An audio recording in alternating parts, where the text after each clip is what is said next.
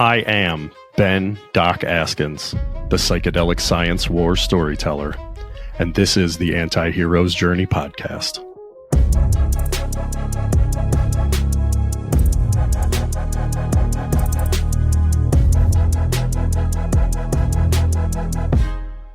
What is up, anti-heroes? This is Doc Askins here, bringing you another one of these Q5 podcasts into your ears that I know you love so much, where I ask 5 of my favorite questions in ketamine-assisted psychotherapy preparation sessions to some of the people that I think are cool walking around on planet Earth. And the cool person I got joining me today is Leah Bucholz. She's the founder of Prestige Veteran Medical Consulting. She's a U.S. Army veteran, physician assistant, yeah, go Team PA, and former contract VA compensation and pension examiner. Her organization assists veterans with independent medical opinion letters, often referred to as Nexus letters, which help show a link between a veteran's injury or illness and their military service. Driven by passion and purpose, she aims to create a sustainable change that empowers veterans and future generations. Leah's journey hasn't been without challenges, from overcoming and living with her service-related disabilities to navigating work-life balance. She's learned to face each hurdle head-on with resilience. Like many of her veteran brothers and sisters, her early background consisted of limited resources and opportunities. Her military service has helped shape her into a steadfast leader, offering relatable inspiration to others. Leah, it's an honor and a pleasure to have you on the podcast today, my friend. Well, it is an honor to be here, especially because I've been following you, and I think the world of you, that you're doing amazing things. I'm go PA power. Oh, shucks. Yeah, so I'm so impressed and inspired by you, and it was really amazing that you reached out and wanted to collaborate. So thank you for having me. Yeah, I'm super excited about this. Like, I've known who you were for a while from just, headlines about you and some of that sort of stuff. And we'll, I'm sure, get into it in just a minute. But let's just get rocking and rolling with question number 1. What's your story? So I grew up in Tampa, Florida. I was kind of had a troubled youth, didn't have a lot of direction, didn't know what I wanted to do with life.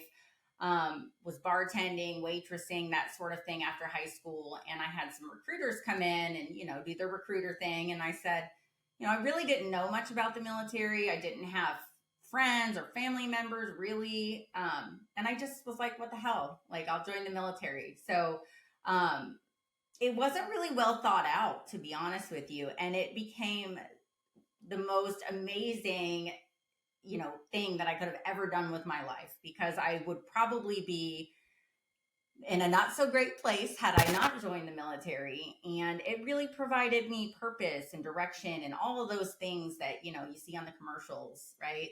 That's kind of what happened, right? So I joined as a medic, like many PAs do. It's kind of this natural progression. So I joined as a medic. I went to airborne school pretty much right away, out of AIT. And my first unit was the 82nd. And that was a great place to start and helped shape me as a soldier. And we deployed pretty quickly to Iraq to my first deployment. And, it was kind of crazy because it was 2005-ish when I deployed. 2006. It was during the surge. Had a lot of things happen, learned a lot of tears, wanted to really grow and become a PA and further my knowledge to help other service members and medics, et cetera. And so that was kind of my natural progression. So a couple more assignments. I was a staff sergeant, medic. Best rank in the Army. Yeah, it was fun. I mean, I enjoyed it. I really enjoyed my enlisted time. It was fantastic. I became one of those officers who they're like, oh, she used to be enlisted, whatever, which is good and bad. And I went to IPAP, right? So I went to IPAP, became a PA. And for those of you that don't know what IPAP is, it's the Inter-Service Physician Assistant Program. And it's getting very difficult to get into these days, but it was, just such an experience and such a, an incredible thing to be able to do. And all of the college I got leading up to that was while I was on active duty, after hours on the weekends, things like that. So then I went to the 101st, and I was in the 101st at Fort Campbell for several years, in Bastogne, which is 1st Brigade, and I enjoyed that. Um, had a couple kids, married another guy from IPAP, 3 children, Nice. and it was a blast. I loved my active duty time, but things were getting complicated, because my family was growing, and I wasn't just a young 20-something-year-old having a good time living life. I got an opportunity to, and please interrupt me anytime because I can just go and go and go. Just keep going. Yeah, go. I got an opportunity after a few years of being in the 101st to join the Special Forces Group. And so I became their support battalion PA, which was such an honor and opportunity. Now, and you're kind of underselling that. Like, you're the first female PA to be in group, correct? That is correct. Now, I will say that there were some fantastic ladies that joined other groups shortly after I did, but it was all during this period of time where there were a lot of, I don't want to say social experimentation going on, but what's led into where we are today with women doing different combat roles and things like that. And so I was still, filling a role that's traditionally it's gender neutral. I'm a PA. But they said, hey, we want to try this. We'd like you to come and join. And for those of you that know anything about special operations or special forces, 5th Group is, they have a really tough area of operation.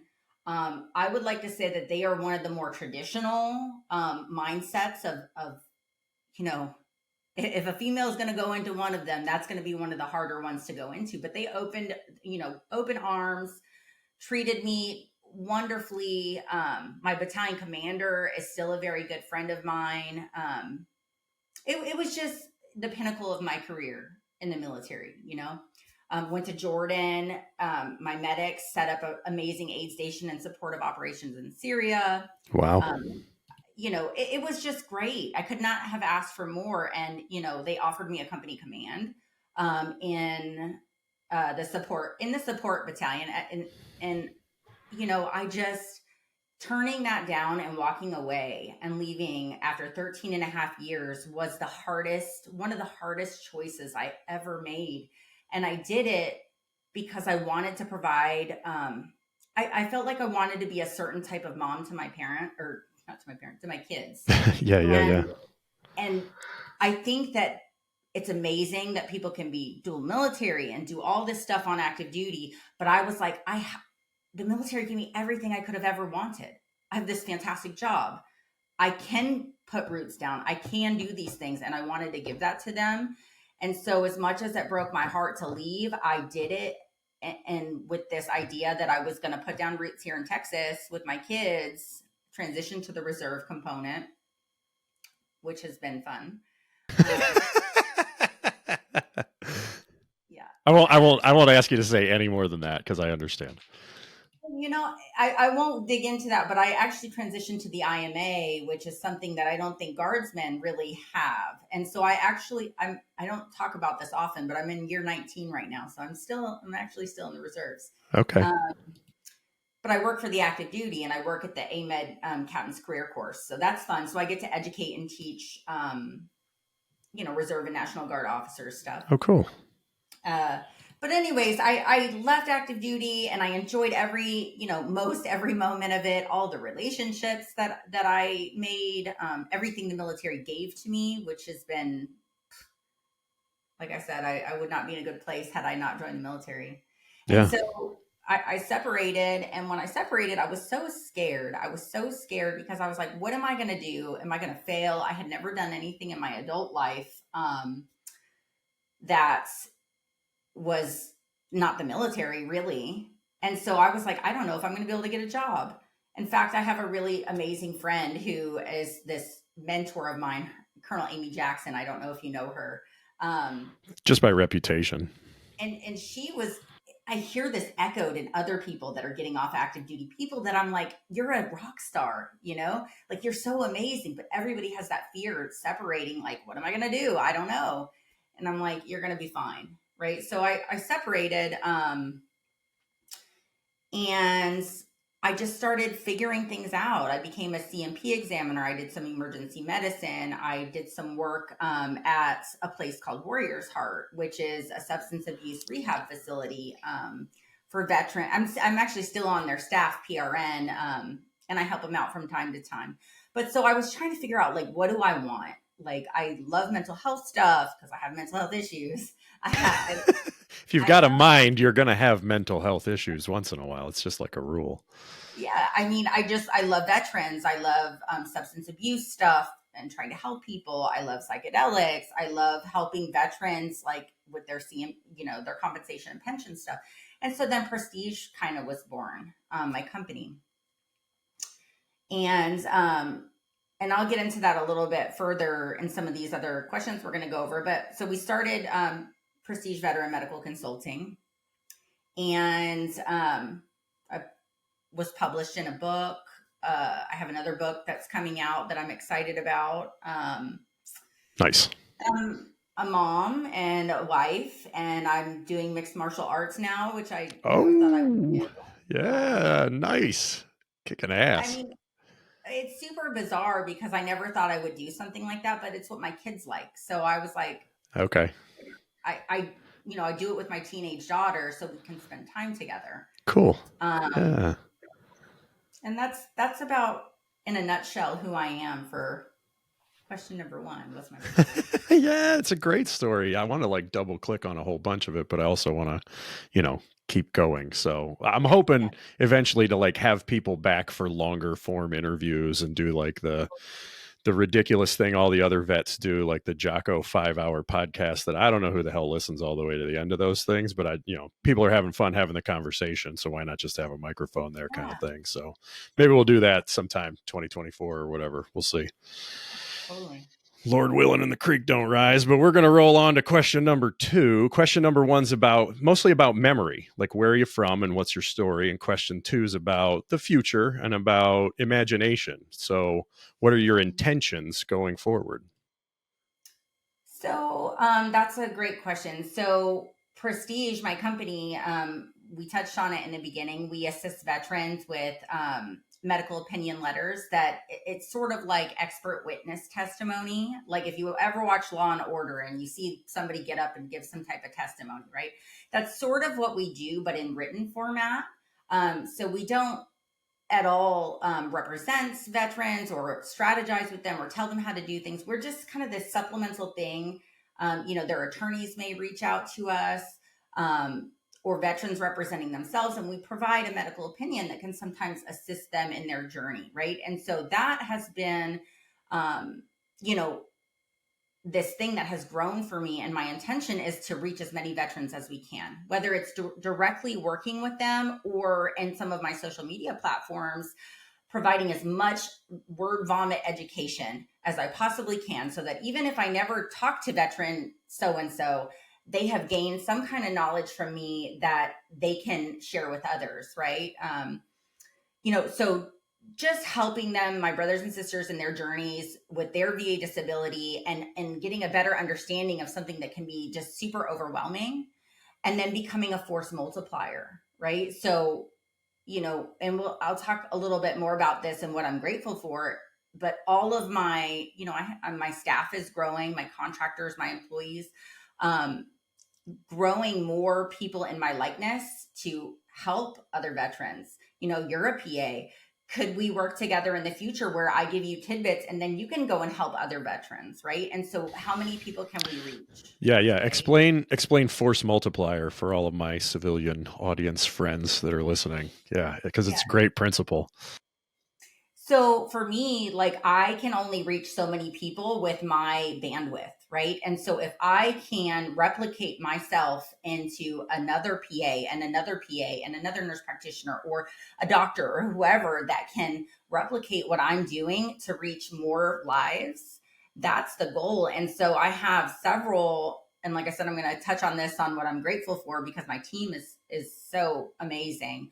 But I have so many of my iPad brothers and sisters, and that work with me that I have, taken months in this fellowship to teach them and to share my research and development so that they can have a better understanding and help more veterans. Or, for example, like my YouTube channel, or my podcast, all this research and development I've done. If I do a video and I'm talking about migraines and how they can relate to PTSD, you go watch my video and I list out all the research that I use. Like, go look up this article, and this, it's free. Like, just go watch my video, take it to your doctor. And now your doctor is a force multiplier if he's willing to help you.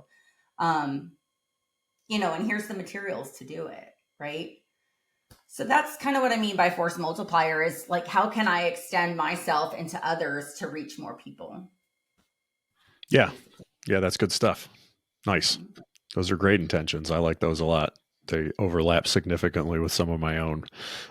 We transition usually, the way I like to transition between talking about the past and talking about the future with your memory and your intentions, your story and your imagination, to bring things into the present moment, is to ask about gratefulness. So what are you grateful for right now? So I'm super grateful to be here with you right now because I think you're awesome. And you're super inspiring to me as well. And there's a lot of things that I'm going to touch on with you when we do our chat, about psychedelic medicine that is just, we could talk all day even about that. So I don't want to get off on it. Yeah. So great. So I'm really grateful for my team, like I mentioned. My husband is my partner in life and also in this business. He's a lot smarter than I am, right? So I'll say that. He's a lot book smarter than I am. I think I have this entrepreneurial mindset and this creativity to me that I don't want to say he lacks, but he has that more analytical, like nuts and bolts. He grounds me. And so we're this very great team where I have this creative vision and he gets it done, right? So he's the backbone that helps me to be able to stand up and do the things that I do because he's making sure the ball doesn't get dropped. So he's my partner in this business. He's a PA as well. We've grown this brick by brick with, my best friends, right? Nice. I want to say 5 or 6 of my classmates that work with me in this business, right?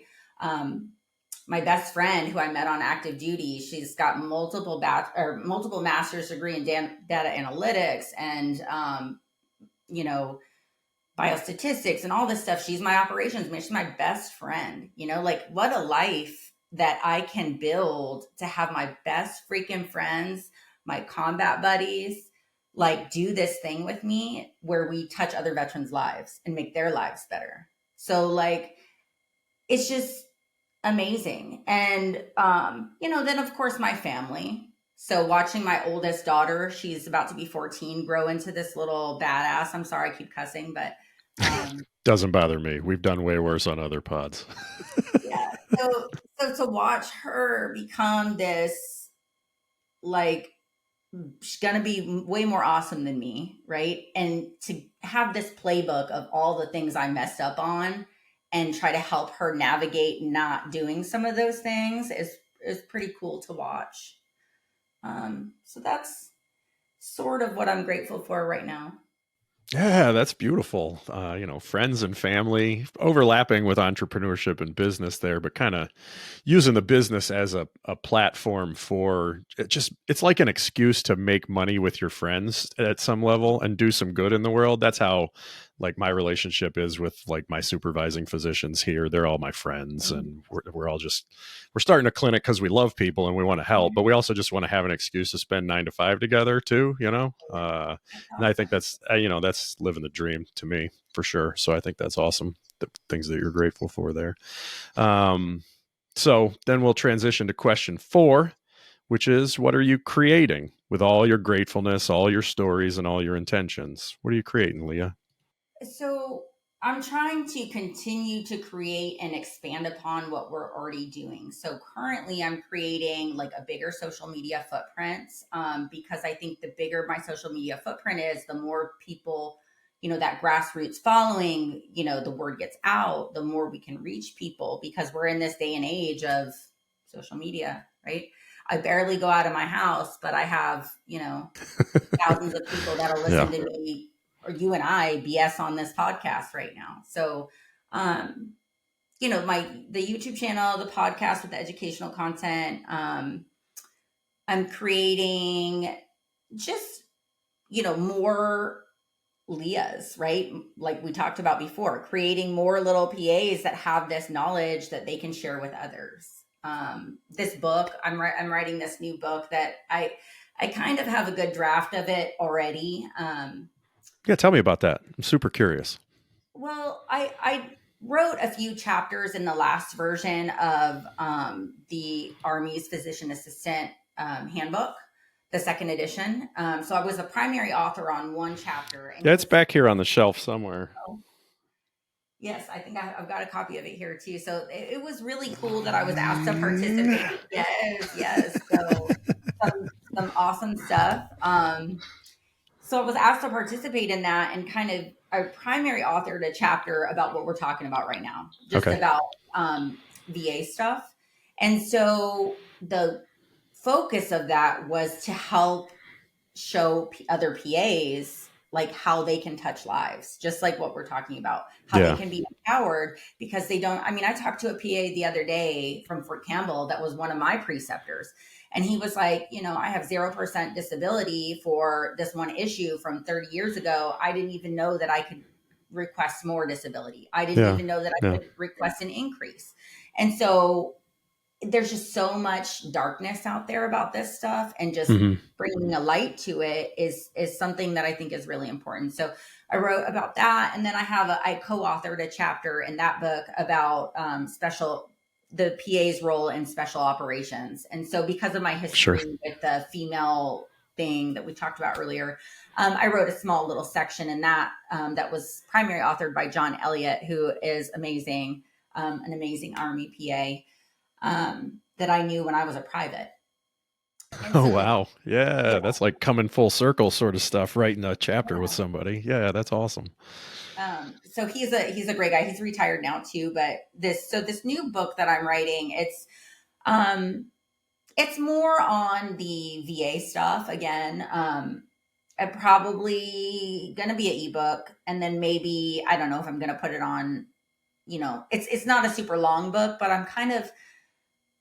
it's sort of 90% ready, but I'm just pushing it out there into the world, and birthing that baby is like a big deal, Yeah. Oh, right? yeah. So, For sure.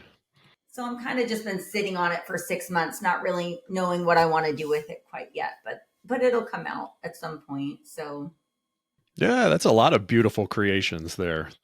yeah, so Yeah. that's about it for what I'm creating at the moment, and then trying to raise these 3 kids. Yeah. Yeah. Hopefully. Birthing those things. And then, man, then they have lives of their own. They go wandering around and do whatever the hell they want. And yeah, Very, it's intense. Yeah. You got 3. I got 4. It sounds like they're around the same age as my eldest is 14 too. And yeah, I just love them like crazy. Like, mhm. I'm gonna figure out a way to be a stay-at-home dad here soon if I can, and then it'll just be beautiful things all day, every day. Like just earlier today, my wife and I were dissecting a sheep's eye with my son. We homeschool him, and she does all the work. I say we homeschool them, but she does all the work, and I just kind of come in for the fun stuff, which is not ideal, but maybe eventually we'll get to where we're doing it all Yeah. together. But yeah, he was loving, like you couldn't believe how hard a cornea is. Why is it so hard? I can't even cut it in half. Like it was awesome seeing that seeing the sheep's eye through his eyes for the first time ever. Yeah. It was exciting stuff. Yeah. Well, I'm sure you're going to get to whatever it is that you want in a really quick manner, because what I appreciate about you, and I don't even really know you that well, is that you seem, from my outward view, is that you really think out of the box. And I think Mm. that's something that you're creative, you're doing things, and no one can stop you from doing those things, right? Like you can, whatever your mind can create and whatever you can grow and whatever you can do, whether it's a podcast or a book or this new venture or this or whatever, just never stop creating, right? Yeah. Because Yeah. some people are like, well, I'm a PA. This is the box that I have to live in, and this is what I have to do. I'm going to go work in family practice, and I'm going to go do these RVUs, and I'm going to get bitched at by a 25-year-old family Oh, I know. Yeah. You just have so much worth and so much value, and if you just keep being creative in your process, the sky is the limit. Yeah.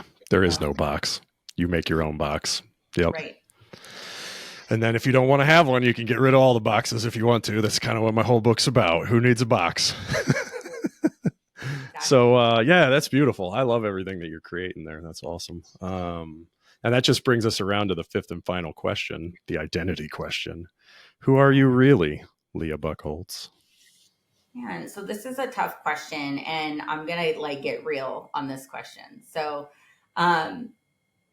I am a person who has been broken, physically and emotionally many times, right? I've had several catastrophic injuries. For the first time I just came to my mind, I had a mastectomy a year ago, right? And I've Wow. never told anybody that, right? Yeah, And I had a reconstruction.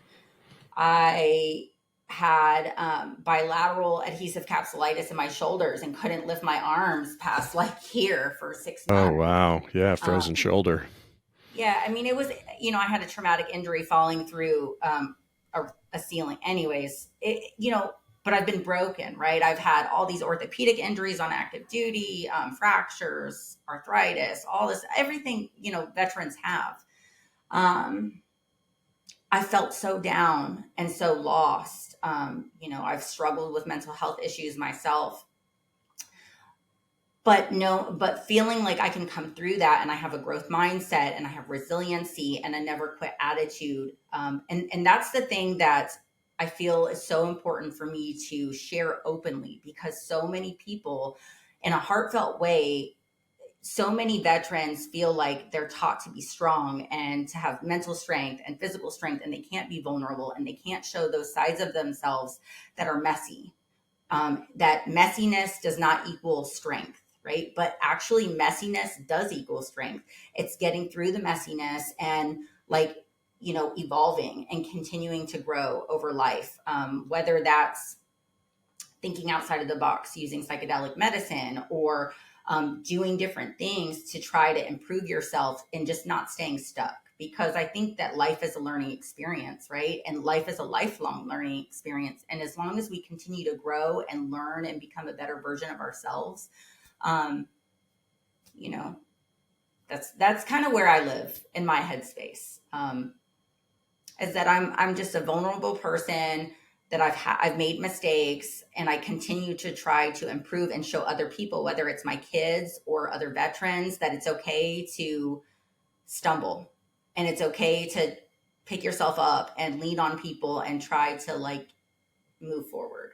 And that's basically who I am in the darkest of times, just trying to keep it moving. So yeah, just keep going. Mm-hmm. I like that a lot. Thank you for your level of vulnerability and authenticity there. I want to honor that. I'm grateful for it. Well, thank you. Thank you for letting me share my experience. And like I said, I'm going to just keep fangirling you and tell you how excited I am to see what you continue to do and see how you continue to grow. And well, thank you. Yeah. Do you have any final thoughts you want to share with anyone else on the anti-heroes journey here? I guess just to circle back to the VA stuff, I know we kind of were all over the place today, but just don't give up. If you feel frustrated and you feel like you've been I can't tell you how many administrative and procedural errors I see, and there's not a lot I can do about those things because I'm not a legal professional, right? But I work with some really fantastic legal professionals, and there are so many errors and mistakes, and it's just a bureaucratic system. It's in any governmental system, there's going to be errors, but don't give up. If you believe something is related to your service, but you've gotten kicked and you've you're down because you got denied for something. If you really truly believe that something is related, continue to pursue that. Reach out and find legal advocates that can help you, and don't just give up, because if you're suffering, you need to get those healthcare benefits that you deserve to, not only from a financial aspect, but from a medical standpoint, that you can continue to grow and improve your situation. So don't give up. And that's about it. Yeah, that's beautiful. I like that a lot. And we're going to put a whole bunch of stuff in the description as far as links to your social media stuff and to Prestige and to all the awesome things that you're doing in the world right now. Yeah. Thank you for coming on the podcast with me. All right. Well, thank you so much for having me. Hopefully My we'll pleasure. do it again. Maybe. Yeah. We'll do this pod swap. Yeah, we'll hit stop right now, and I'm going to go over and I'm going to jump on Leah's podcast, and we're going to record that. And, you can listen and figure out if you want to hear my answers to her questions or whatever. So absolutely. Yes. You guys tune in. I'm going to have Doc Askins over here on my podcast. And we're going to ask some really awesome questions about what he's doing. Sweet. All right. Doc out.